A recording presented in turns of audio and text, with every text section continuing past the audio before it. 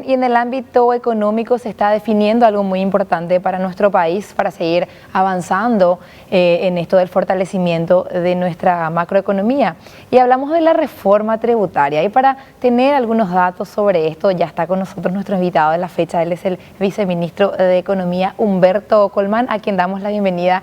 Viceministro, gracias por estar aquí con nosotros. Un gusto estar aquí, Gladys, Pablo, realmente un saludo muy cordial a la audiencia. Bueno, sabemos que desde el gobierno nos dicen no va a haber una suba impositiva importante, esto es más bien una reforma, una readecuación, y en general vemos que es así. En general vemos que, por ejemplo, en el impuesto a la renta personal hay algunos cambios que favorecen a los contribuyentes, como por ejemplo esto que solemos mencionar, el hecho de que hoy el impuesto a la renta personal no te permite a vos, trabajador o trabajadora, por ejemplo, deducir tu cuota de préstamo. Y sabemos que quien menos tiene un préstamo que está pagando 1 millón, 1,5 millones, y eso es como que queda como que vos estés ahorrando, pero en realidad vos estás pagando una cuenta y solamente hoy puedes deducir los intereses. Con la reforma, por ejemplo, se va a poder también deducir la cuota completa, no solo el interés. Pero hay, más allá del IRP, otros ítems que generan algunas preocupaciones de algunos sectores, que es el impuesto selectivo al consumo. ¿Hay algún acuerdo, alguna definición de estos ítems sacamos y estos permanecen? Sí, efectivamente, ha sido un proceso muy interesante de diálogo con el sector involucrado, con los sectores y representaciones que estuvieron en la Comisión Tributaria. Pero antes de entrar en detalle, Gladys, me gustaría enfatizar que nosotros lo que queremos hablar es de una reforma fiscal en un sentido más amplio, para que la ciudadanía entienda, cuando hablamos de lo fiscal, involucra no solamente lo tributario, sino también el presupuesto, por ejemplo. Entonces, lo que queremos hacer es reorientar recursos del presupuesto y generar cambio en el sistema tributario para tener más recursos para educación y salud. Y la idea es blindar en un fondo fiduciario, en un fondo que solamente puede usarse para inversiones y programas en salud, no para salarios, no para gasto administrativo. Entonces, esa es la estrategia general y de eso se desprende el tema tributario. Este proyecto de simplificación y modernización tributaria busca poner el énfasis en la equidad.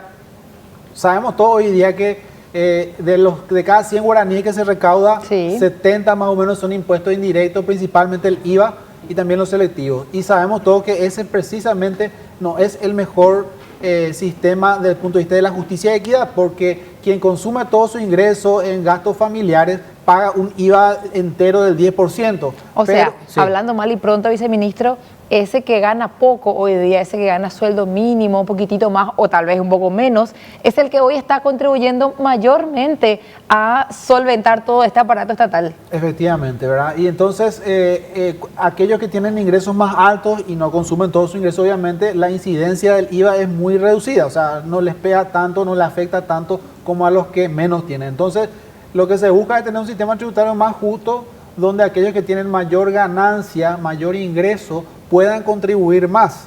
Y entonces por eso es que esta propuesta tiene un énfasis muy fuerte en impuestos a la renta de las empresas y no tanto en la renta de las personas. En el tema de renta de las personas, el IRP, lo explicaba muy bien vos. Por ejemplo, hay beneficios en el sentido de que hoy día con la propuesta se permitiría deducir todos los gastos hipotecarios, que hoy día solamente se puede deducir los intereses. Y la mayor parte de la cuota es el pago del capital, ¿verdad? Entonces, eso, por ejemplo, es un beneficio dentro del IRP. Pero un tema dentro del IRP que se desprende y tiene que ver con su vínculo entre impuestos a la renta de las empresas y las personas es el tratamiento de los dividendos y utilidades que las empresas le pagan a los accionistas.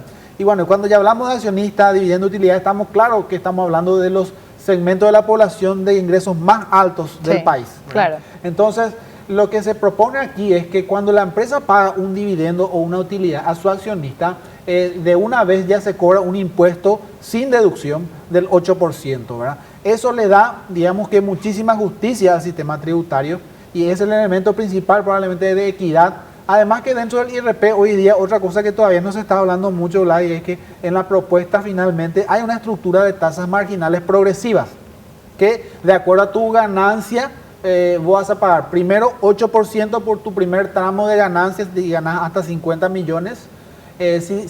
A partir de ahí, si tenés más ganancias, vas a empezar a pagar por el siguiente tramo 9% y a partir de los 100 o 150 millones pagaría 10%. Entonces hay 3 tramos de tasa, con lo cual ahí hay otro beneficio para el pequeño, para el trabajador o la persona de ingresos medios que califica dentro del IRP, porque hay que decir que solamente calificarían aquellos que tienen ingresos superiores a 80 millones de guaraníes al año, ¿sí? Entonces, aquellos que califican, si tienen alguna ganancia, van a tributar 8%, no el 10% como está actualmente como regla general, ¿verdad?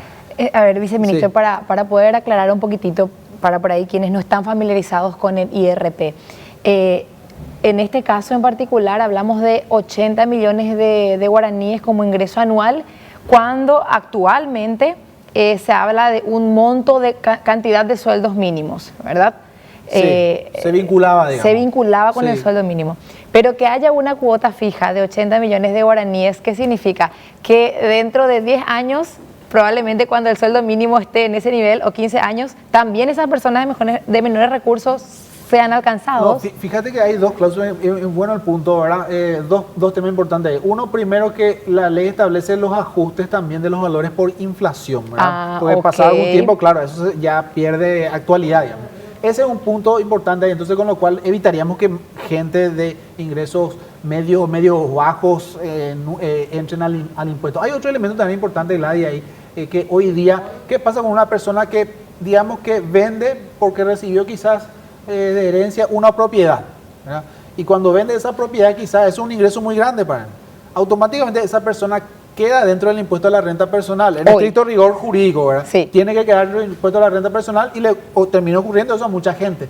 Quedan cautivos, por decirlo de una manera, del impuesto a la renta personal por una transacción ocasional, ¿sí? Entonces, el proyecto también trae un artículo que establece que esas transacciones ocasionales no significarán que la persona ya quede cautiva del impuesto a la renta personal. Porque ¿qué pasa? Hoy día, cuando queda cautivo en el sentido de que por los siguientes 3 años él tiene que declarar. Y en los siguientes años a lo mejor ya no va a tener ese ingreso excepcional, no va luego a pagar IRP, pero significa todo el trámite de presentar declaración y demás. Pero con este artículo de salvaguarda, entonces evitaríamos que gente quede cautiva. Y bueno, tu pregunta anterior era sobre el tema de los selectivos, el impuesto selectivo al consumo. O sea, podemos decir que en general la propuesta tiene mucho énfasis en equidad, impuestos a las rentas, se paga sobre las ganancias, empresas o personas. El tema de los selectivos tiene, digamos, que otro propósito.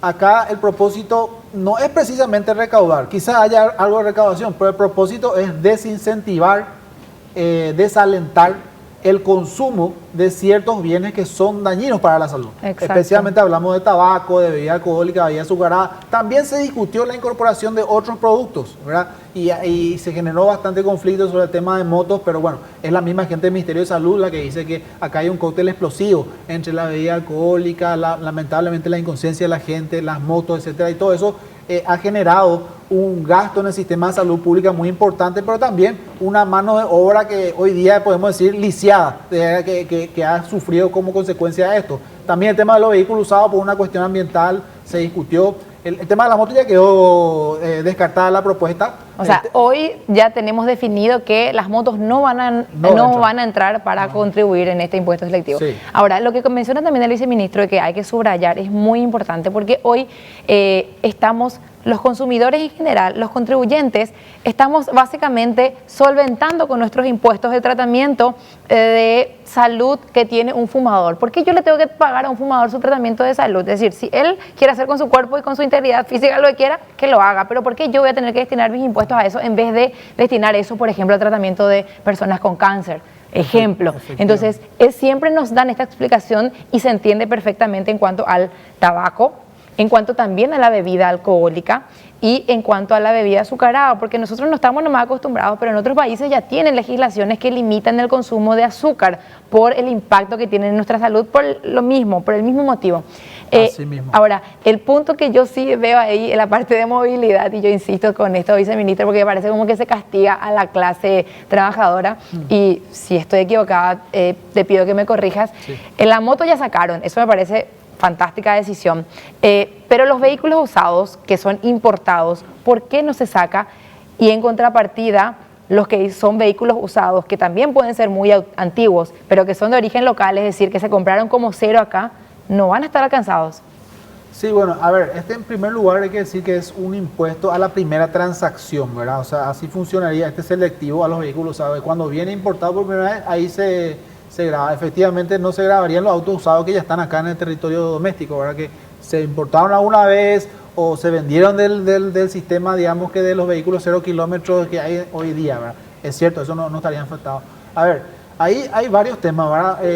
Primero, por supuesto, hay un tema ambiental, hay un tema también que tiene que ver, quizás va más allá del selectivo, ¿verdad? Pero tiene que ver con el hecho de que tenemos una industria incipiente ahí de ensamble. Hoy día ya estamos teniendo inversiones en lo que tiene que ver con la fabricación de motores.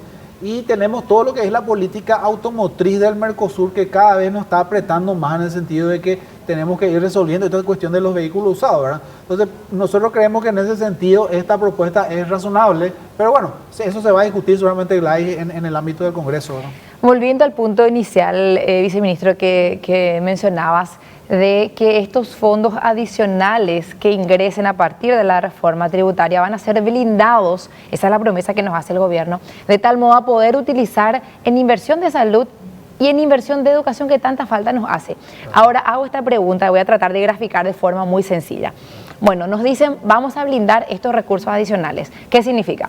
Que si yo hoy tengo un ingreso de 5 a través de otros impuestos, y con este ingreso adicional yo voy a tener un ingreso también de 5, voy a tener 10 en total. ¿Cómo voy a garantizar que estos 10 efectivamente se sigan invirtiendo en salud y no que me hagan el reemplazo solamente? Es decir, que como me prometieron efectivamente que con estos ingresos adicionales de estos 5 se van a utilizar en educación y salud, no quiten estos otros que ya tenían lo invertidos y uso esto y al final es un reemplazo de fuente de ingreso nomás. Es decir, yo tengo la garantía de que hoy si la inversión en educación es de creo que 3% del Producto Interno Bruto o un poco menos. 4. Cerca de 4. Va a subir a, no sé, 6, 7, no sé.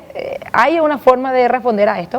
Correcto, es muy importante el punto, ¿verdad? Efectivamente, tenemos una redacción en el proyecto de ley que por un lado dice que todo lo que se recaude adicional va a un fondo blindado exclusivamente para educación y salud. Ahí queremos replicar la experiencia del Fondo de Excelencia de la Educación, por ejemplo, que más allá, digamos, que de las críticas que hay, ¿verdad? Lo que sí está claro que esos recursos están ahí, se han aplicado solamente para educación, no se han destinado a salarios, por ejemplo, ¿verdad? Y además de ese artículo, son en realidad como 3 artículos que están relacionados a este punto del blindaje, Gladys. Y otro artículo que dice que estos recursos son complementarios a los que actualmente ya existen para los sectores de educación y salud, para evitar justamente eso que vos decís muy bien, ¿verdad? De que sencillamente no venga otro administrador y después diga, no, sabe que ahora yo recaudo esto exclusivamente para educación y salud, voy a dejar de pagarle nomás a este otro por este lado, entonces al final no hay un efecto de aumento, no, acá lo que se busca es un aumento, ¿verdad? Hay que decir que en educación y salud dimos grandes avances. En la década 90, antes de la reforma constitucional, en nuestro país solamente invertía 1% del Producto Interno Bruto en educación, hoy estamos cerca del 4%, en aquel tiempo también salud era más o menos 1%, hoy estamos en 3%, pero nos dicen que en educación tiene que ser cuanto menos 7%, el viceministro Cano dice que tiene que ser más, salud dice que tiene que ser por lo menos 5%, o sea, entre educación y salud nosotros necesitamos más o menos 5 puntos del PIB adicionales, ¿verdad? Y eso significa mucha plata, o sea, estamos hablando de más de 2.000 millones de dólares que necesitamos en educación y salud. Entonces, por supuesto, nuestra intención es que estos recursos sean adicionales a lo que ya estamos invirtiendo en educación y salud. Una última pregunta, viceministro, para ir redondeando también esta entrevista. En cuanto a lo que tiene que ver con el gasto público, que es también una de las preocupaciones del sector empresarial y de la ciudadanía en general. ¿Qué promesa o cómo nos garantiza el gobierno de que también, por otro lado, se va a achicar un poco ese gasto estatal y no solamente aumentar? Ya sé que es para un fin útil, que es la inversión en educación y salud, pero además, ¿qué hay en contrapartida de parte del sector público? Lo que queremos es reorientar también parte del presupuesto que se destina a otros conceptos para educación y salud, y de esa manera también mejorar la calidad del gasto. Un elemento muy importante es el tema de compras públicas. Ya lo hablamos creo que en algún momento. Finalmente tenemos ya un proyecto de decreto que estamos analizando y la idea es ordenar todo el sistema de compras públicas permitir que el Estado finalmente pueda aprovechar ese tamaño que tiene y comprar en mayor escala. Y cuando compra en mayor escala puede conseguir mejores precios. Y al conseguir mejores precios entonces va a generar un ahorro, y la idea es que ese ahorro que se pueda generar vaya otra vez solo a educación y salud. Ahí la expectativa es la de 1% del producto, o sea, más o menos 400 millones de dólares nos dicen que se puede ahorrar en compras públicas. El sistema de compras públicas ya está haciendo algo de esto, ¿verdad? Con algunos insumos de salud, por ejemplo, como los guantes, por ejemplo, aquellos desechables en salud, ya están empezando a hacer las compras consolidadas, eso es, las compras de salud y de IPS de manera conjunta, y la idea es seguir avanzando en eso con este decreto. Y en el proyecto de presupuesto que se tiene que presentar a inicio de septiembre para el año que viene, 2020, la idea es cambiar la matriz presupuestaria y también ordenar otra vez el tema salarial, ¿verdad? Sabemos que el tema salarial siempre es una cuestión criticada, después del 2012 especialmente, que tuvimos aquel gran aumento que vino en el Congreso del orden del 40%, subió mucho el gasto salarial. En los últimos años se estuvo controlando, nosotros creemos que la matriz salarial funcionó en ese sentido, pero de vuelta tenemos que volver a apretar la rosca, y ahí entonces se va a proponer una nueva estructura también en lo que tiene que ver con las categorías para ir controlando mejor el gasto salarial. Otra vez ahí creemos que se puede ahorrar, ¿verdad? Y eso son, digamos, que cuestiones concretas que significan, creemos nosotros, no solo más eficiencia, sino mayor calidad del gasto público. ¿Presentan el proyecto de reforma tributaria esta semana? La intención es esa. Ayer se tuvo la última reunión técnica. Entiendo que habría una reunión con los gremios posiblemente el jueves, y de ahí creo que estaríamos listos ya para presentar el proyecto, si no el viernes, quizás ya la próxima semana. Viceministro, muchas gracias. Gracias a ustedes. Bien, el viceministro Humberto Colmán explicándonos sobre la reforma tributaria y todo lo que se viene para nuestra economía. Seguimos en esta media mañana, quédense con nosotros, que en breve hay mucho más.